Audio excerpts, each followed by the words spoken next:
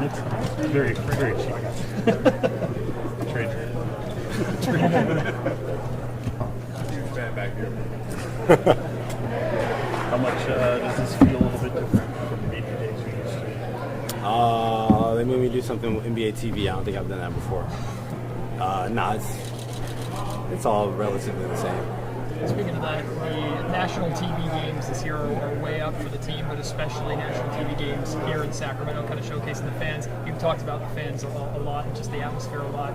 Is there a sense of pride in that, knowing that the NBA kind of wants to showcase that more? Yeah, definitely. I think we went from, I think we had like, one or two scheduled last year. I think we fell into like an extra one. I think the one against the Knicks was an extra one. It's cool that we actually start the season off with those nationally televised games. I think it was great for people to see us, even those games, and then in the playoffs. So I think it's an exciting time. I think a lot of people are happy that the Kings are, kind of back, and we want to continue to build off the momentum that we had last year. It always seemed like the weight of the playoff drought kind of was on your shoulders, and now that it's gone, I just wonder how much the kind of the gravity of expectations is different from the feeling that you guys had here before. I mean, we have high expectations for ourselves. Like we all want to win a championship. I think that's our next goal. Your next goal isn't to just get out of the first round. Like you don't get anything for that. So for us, that's our next step. That's what we want to achieve as a team, and I'm sure everybody in here has obviously individual goals, but I think they all stem back to us being a better team. So that's what we're worried about. That's all we're worried about. We're trying to come in from day one, and we're trying to achieve that goal. Is this one of the more enjoyable off seasons you've had as an NBA player? I enjoy all my off seasons. Yeah, what do you want to do this season? I mean, individually, we know team-wise you want to make the playoffs again, but you have improved every year this year. What will we see different this year going into this season? I mean, I think a lot of last year. I mean, obviously there are times where I have to create for myself. There are times where we have guys like Domas and HB creating for us as well. I mean, I think coming back to it's always the three-point shot. I think that's always the big thing. I started off well last year and kind of went down, but I want to be more consistent on that and then just continue to be better as a defender. I think that'll help our team as a whole. Your name has been in the Team USA possibilities. Is that something you'd be interested in if you were invited? Things can change in the future. Right now, that's not something I'm worried about. It seems like you spent a lot of time with Keegan throughout the offseason. How do you see him grow, and what do you think are reasonable expectations going into this year? I mean, just being around him, just as a person, just coming out of his show, it's definitely been great to watch and great to witness. I mean, he's becoming more comfortable putting the ball on the floor. Obviously, he's one of the best shooters in the league, and that's not going to change anytime soon. But for him, it's really us trying to add another player that can create for themselves at some point. Obviously, the way that we play, we don't need him to do it a lot, but there are times where the clock's winding down, or he might have a mismatch, and he has to go to work. So I think he's become a lot more comfortable doing that. Speaking of Uncle Keegan, your family's growing. There's been a lot of talk about this organization taking on kind of a family environment. What's your take on just like how that's happened over the past year? It's funny. A lot of people had babies in the organization this summer. It was I think it was like 5 or 6 babies. It's great to come in here knowing that you're going to work, but knowing that you have people who actually care about you, your well-being, your family. A lot of people have. I think most of the coaches' kids are like all around the same age, so it's dope being able to be around a lot of people who kind of just grow together, have their kids grow up together. It's just a fantastic environment to be in. But every time we come in here, we know that we're going to get after each other. We know that coaches are going to yell at us and cuss us out, and that it's what's best for us. It's never getting taken personal. And as a team, you need that. You need that type of, I don't want to call it adversity, but we need people to get on top of it, to get on each other. And a lot of times it's better to come from a player than it is from a coach, because we know that we all have a common goal.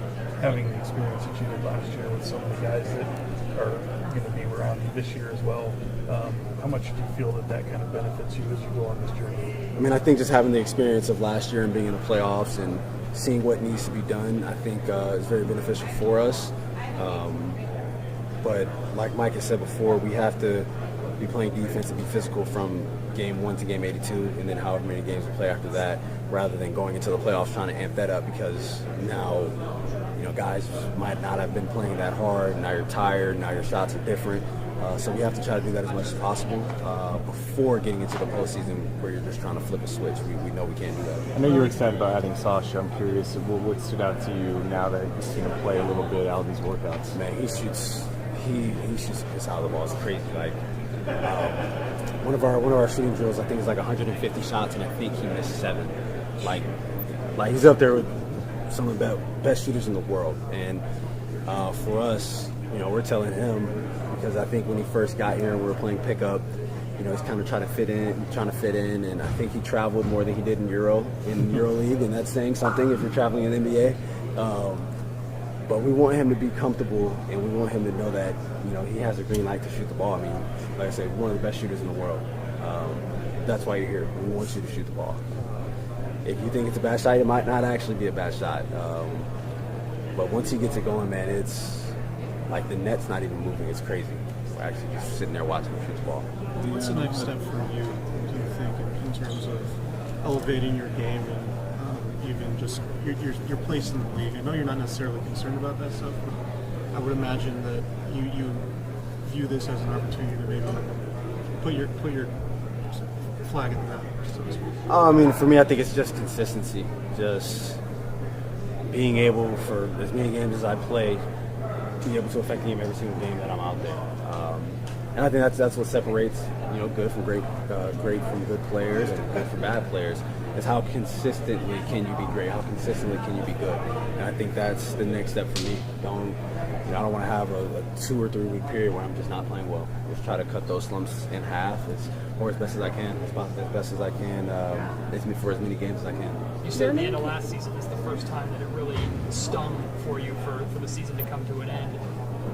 Was that different motivation this offseason at all? Did this offseason feel a little different because of that sting? Yeah, for sure. Just knowing what it felt like, knowing what it felt like to be one of those teams that you don't know when the last day of your season could be. Because there are times where April 15th or 14th, whatever it is, that's the last game of the season. So going into it, especially going into Game 7, we could have either been our last game, or we could have had 2 more weeks of basketball. So I think that's what stung the most, knowing that we had a chance to be playing for a long period of time.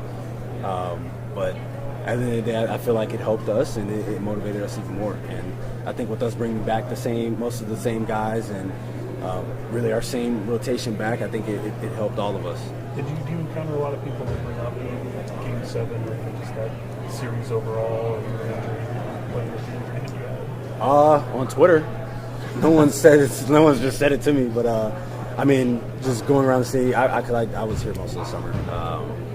But just fans talking about the series, I think even though we lost, I think they enjoyed it. Obviously, it's been a long time since they've been able to play against the same team for however many games. So it was good and bad. I'm great that we experienced that, but we know that we want to be better than that. When did your fingers start feeling right again? I was able to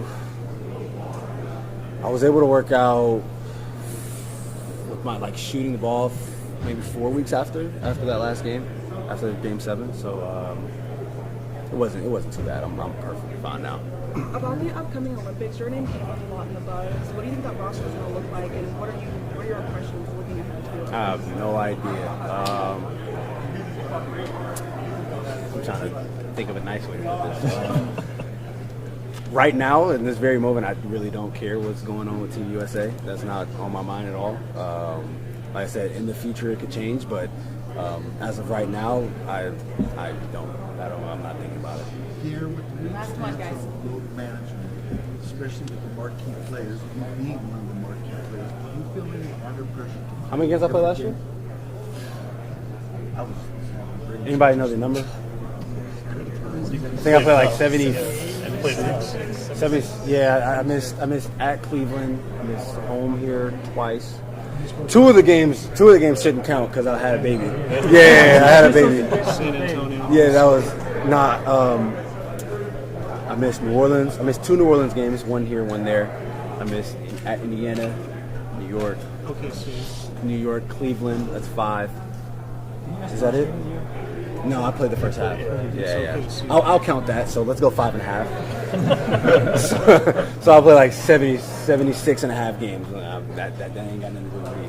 Thanks, everyone. Appreciate it. Appreciate y'all. Thank you guys.